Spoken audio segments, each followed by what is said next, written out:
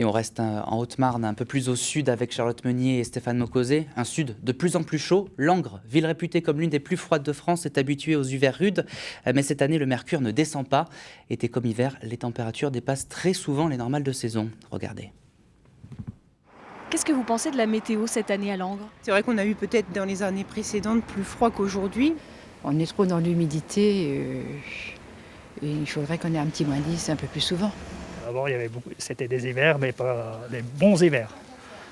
Mais bon, là, ma foi, il n'y a pas de neige, il n'y a pas de neige. Le mercure n'est pas descendu en dessous de 0 depuis plusieurs semaines. La cité langroise, connue pour sa rudesse, pourrait-elle perdre son titre de ville la plus froide de France? C'est ce que laissent paraître les récents relevés climatiques.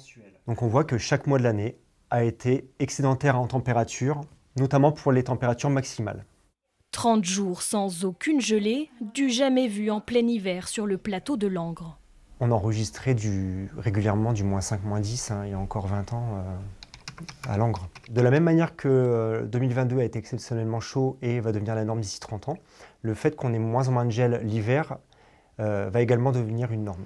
Avec 2200 heures d'ensoleillement en 2022, Langres rivalise désormais avec Bordeaux, de quoi briser un peu l'image glaciale de la cité de Diderot.